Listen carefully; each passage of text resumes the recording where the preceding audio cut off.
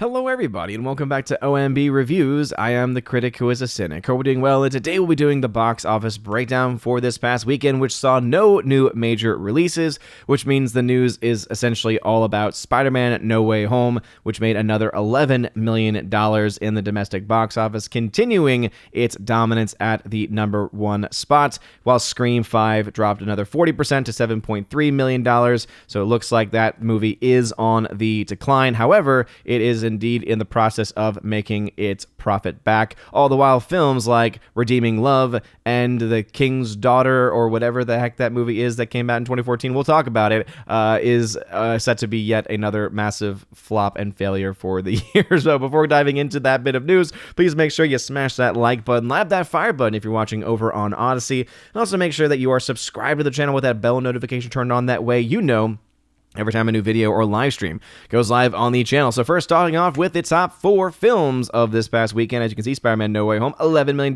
bringing its total domestic gross to $735.8 million, which just wipes the floor with any competition, including the competition, of course, from everything that came out from the Disney MCU this year. This one singular film has done what the entirety of the MCU this year, run under Disney specifically, failed to do, which is actually capture the hearts and minds of fans and actually drive fans to go out to see those actual movies. Scream 5 is again continuing to do very well amongst a very small but passionate fan base, as it is again having a strong holdover of 40%, $7.35 million, adding it to the total of $62.1 million in the domestic. In its third week of release, Sing 2 is the animated film that just continues to go on. It's the little engine that could in so many different fashions. It's the animated film that it seems a lot of families are going to see. $4.8 million, a 17% drop, actually adding on screens here. So as Scream 5 in its third week of release is losing screens, Sing 2 is actually adding screens on in its sixth week of release. So again, families clearly willing to go out to go see films like Sing 2 and of course Spider-Man No Way Home, while audiences in the more adult demographic willing to go out to see Scream 5, but it looks like it is starting to lose the number of people that have yet to see that film at this point in time. Rounding out that top five is The Kingsman, which made $1.7 million, so a 2% drop. Pretty impressive drop, to be perfectly honest. Also adding numbers. Don't quite understand that. Don't quite understand the logic there. I guess it's Disney, and who is in control of the 20th Century Studios logo now. I guess it's them trying to make back as much money as they possibly can, adding that on, especially since it is a dead weekend, with films like Jackass Forever set to come out next weekend, which I am actually kind of excited for. So yeah, weird, I know, but guilty pleasures, we all have them. So that and obviously that's going to be the number one film of next weekend, dethroning Spider-Man No Way Home and dethroning Scream as the key movie that adult audiences want to actually go and see, probably because it's going to be just pure dumb escapism, which is something that audiences of all kinds just want. They just want to be able to sit back and enjoy a film and not be preached to, which is why films like The 355, which added another 1.4 million, so a 12% drop, so typically would be strong. However, it's had such a weak opening weekend. It's only at $13 million domestically in its total run. And its worldwide total is even more abysmal than that after having been out for 4 weeks. This film is already available on streaming because of how poorly it is doing, and I don't think you're going to be making any money there, Universal. I just don't think you realize just how many people don't want to watch the film. That's not even that they're not interested in the film. People that just don't want to actually watch the film itself. You also have American Underdog, the Kurt Warner story, which I wish I could do breakdowns on, but no budget yet for that film. Ghostbusters Afterlife making another $770,000 there, so they are obviously trying to get as much more money as they can in the box office as they help promote the upcoming physical media release for that film, which I imagine will have a very strong physical media presence. West Side Story continuing to be a complete and utter failure. $100 million lost there. And obviously, still again, going back to Spielberg's comments where he blamed the pandemic, and then you can jump all the way to the top of this list and say, wait a minute, then how did this film make this much money? And wait, how did Scream 5 make this much? How did Sing 2 make this much money? We have films that have been able to make money during this time. Even Ghostbusters Afterlife been able to make money during this time. Probably it's because they had relatively reasonable budgets, or the budgets that they use actually justified the story that they were telling because they understood that it would actually drive people to go out and see said films. like Spider-Man No Way Home, which cost $200 million, and yet is at $1.7 billion. So again, rounding up to $1.74 billion. So almost at the $1.75 billion that was projected for this film. So that will likely hit that by next weekend, even with the competition set to be coming from Jackass Forever. Scream 5 up to $83 million worldwide. Again, I think it's around $13 million in net gain profit at this point. Sing 2 continues to add on to its net gain. Again, very even split between the domestic and international markets. So even though it's a film that maybe not a lot of people asked for, enough people were interested in it, and it must be entertaining enough for audiences to say, hey, yeah, I'm going to bring my kids, bring my family to it. The King's Daughter, that was the film. I couldn't think of the actual title of earlier. The film that actually, was made back in 2014, 2016, and then went through distribution hell, and then never got distributed, and then finally did. And so therefore it ended up costing $46 to $50 million, and who knows how much else, because of the fact that it was just on the shelf for so long, only up to $1.4 million. So this set to be yet another massive financial flop for the year. Redeeming Love, no box office details as far as the budget, so can't say whether this is successful or not, but $6.5 million does not seem all that impressive, even though it does come from a lot less screens. The King's Man, even though it's adding on money, is still a massive loss, $85 million in losses for this film. 355, as I said, quite abysmal here, $15.9 million total. In total.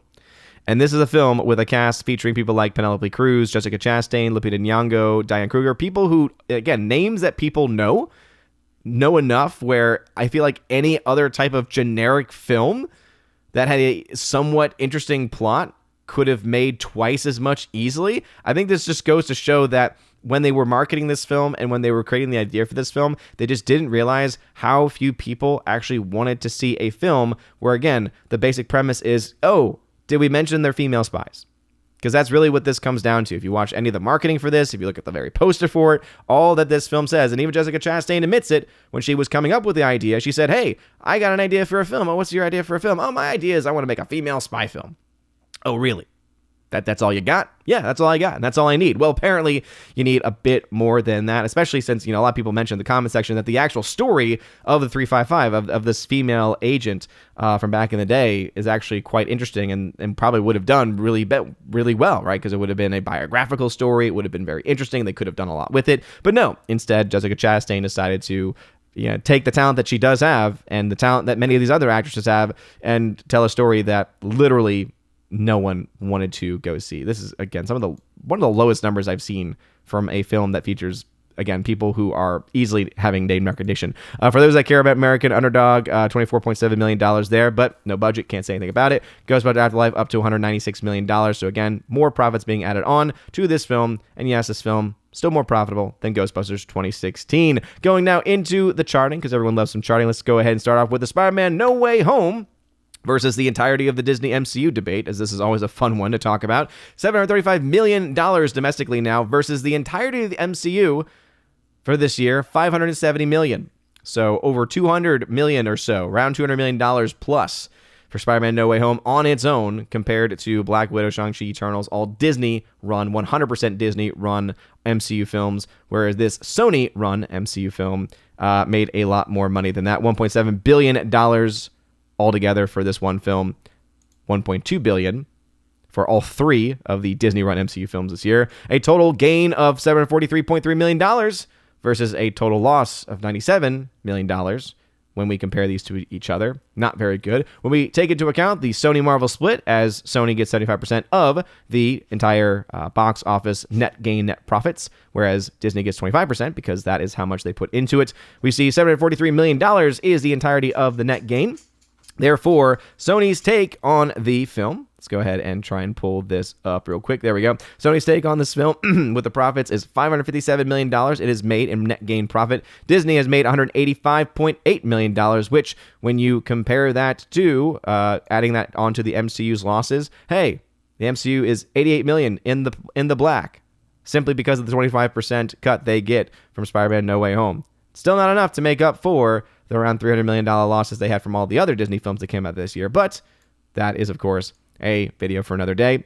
Disney's take and Sony's take, rather, of how much they helped theaters during this time. So actually the theaters take during this time, the two films from Sony, right? It's talking about Venom, Let There Be Carnage, and Spider-Man No Way Home, has given $896 million to the likes of the theaters. So theaters very, very happy with those films. Very, very happy with Sony as a company. And again, somewhat happy. They still got some money from Disney, but twice as much from 2 films versus 3 MCU films, which are typically powerhouses. As you can see also, we have the MCU totals, and again, still not looking all that good for it. So those are indeed interesting numbers, to say the very least. Looking into the actual box office charting itself, as I mentioned, The King's Daughter, since we do have a budget for the film, right now it's $70 million in losses, and so far it looks like, based on the estimates of the first 2 weeks, we can now project that the film will make somewhere between 2 and 2.9 million in the box office. Redeeming Love in its second week will make somewhere between $9 and $13 million. And since we don't have a number for Redeeming Love as far as the actual box office, as far as the budget is concerned, cannot say how much money that will make or lose. Probably will end up losing, I imagine, even if it's a lower budget, just because it's not likely to make a whole lot. But what we can say for King's Daughter, because we do have the budget, is that it'll lose anywhere between 69 and 70 million, basically meaning this film is just not going to make a whole lot of money, not expected to make that much more money on top of what it's made already, and it's going to be yet another financial flop of this year of $70 million already. The 355, again, already available on streaming, 102.9 million in losses for this. Again, it's just abysmal. 15 million, one of the worst numbers of the year. In fact, it is the worst number of... Actually, no, sorry. Redeeming Love, King's Daughter, those have the worst numbers of 2022. But this one, as far as like bigger films are concerned, as far as having some big actors in it and having a big marketing campaign behind it and having an actual big budget behind it as well, definitely one of the biggest losses so far of 2022. Kingsman still, even though it's making a little bit of money, having strong holdovers from week on to week on, 85 million still in the red for that film. Matrix Resurrections is essentially gone. It's just disappeared off the map. So this film is set to be around $192 million in losses. Last I checked, based on the numbers they had. Again, if those numbers have updated, they've not updated, at least on the charting that I'm looking at. 1.7 billion for Spider-Man No Way Home, 743 million in net gain profit. West Side Story still means $100 million plus in losses, as are the case with these films here. But this little gem of a film, Ghostbusters Afterlife, 5.1 million in net gain, net profit, which, as I said, makes it more profitable than even that of Ghostbusters 2016, and you can take that to the bank. Anyway, what are y'all's thoughts about this dead weekend? Again, are you excited for next weekend? We'll finally be getting some competition with Jackass Forever set to take the world by storm. Expected to easily take the number 1 spot. I imagine Spider-Man No Way Home easily taking the number 2 spot. And then Scream will probably be hashing it out with Sing 2, as Sing 2 will still probably be one of the more palatable films for families to go to see, whereas the audiences that would have been there for Scream as far as adults are concerned, probably more likely to go see Jackass instead. So again, we'll see exactly how that plays out next weekend. But what are y'all's thoughts? Do you think that Jackass Forever is going to be the top film of next weekend? I'll do a box office preview of that sometime this week. But again, really the big story is, of course, Spider-Man No Way Home. So do you think it's going to get to the $7.5 billion? Do you think it's going to at least get to maybe $1.8 billion? Again, I think it's going to be somewhere between that 1.75 and $2 billion, with it not likely to get to the $2 billion mark at this point, because it's slowed down just enough. It's only made another 20 million or so in the international marketplaces. And again, still incredibly impressive for a film that had everything going against it as far as the narrative that was being pushed out by the box office, right? By pushed out by the box office media, constantly trying to push the fear-mongering. People said, screw you. This is a film that we actually want to go see because it's actually giving fans what they want. And this goes to show you exactly what happens when you give fans what they want. Whereas if you give people in general something that they don't want, this is the end result, regardless of a pandemic or not. So let me know your thoughts about this and anything else I mentioned in the comment section down below. If you like this video, smash that like button, lap that fire button over on Odyssey. You're all amazing and beautiful people. A huge shout out to Jonathan, who has been a newer member on Patreon. Also, Mondo Spieler, who is a new member on Patreon. That actually just came in during the course of this video. And of course, Heimir Ari Heimison as well. Thank you all very much for your love and for your support. You're all amazing. Have a wonderful rest of your day. And as always, God bless.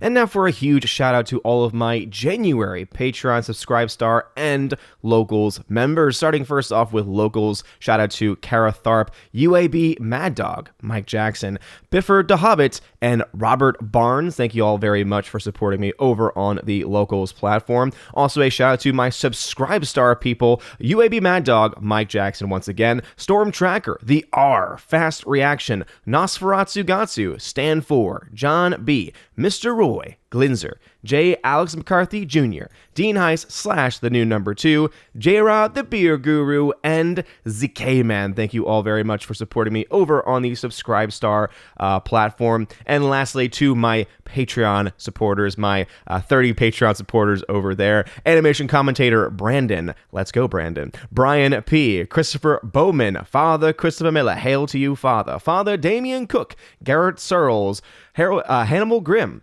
Harold Francis, Inflamed Wood, Jacob Juice, Jeffrey Toon, Joe Horn, Jonathan Carney, Gomer Kyle, 79, Lance, Laura, The Modern Major General Story, Mike Jackson, Mad Mitch Dunaway, Mondo Spieler, Mr. Peabody, On to June, Orange Hat Reviews, Out of Step with Reality, Priscilla Hall, Rosetta Ellen, Stan Andrian, Miss Martin Muses, Theodore Benden, and Tina Bojan, and of course, Tina B, the Empress of the Universe. Thank you all so very much for your love and for your support. And if you want your name shouted out at the end of every live stream and at the end of every video, please make sure that you support me over on a Patreon Subscribe Star or on Locals. Also, you get a ton of other goodies if you support at the Army of Asgard level and above. Starting at the Army of Asgard level, you get access to various giveaways that I do during the month, including various 4K titles.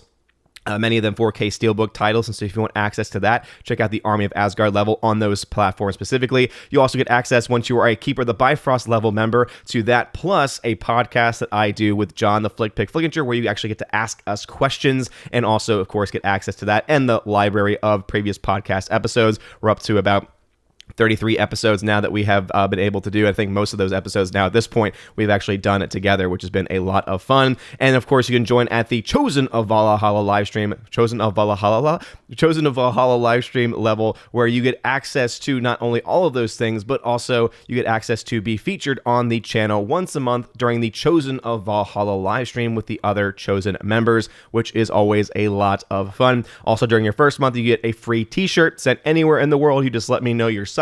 Let me know the t-shirt that you want from the store over on Teespring or on TeePublic, whichever you prefer, and I will gladly send that out to you if you're at that level. Anyway, you guys are all amazing and beautiful people. Hope you all have a wonderful rest of your day, and as always, God bless.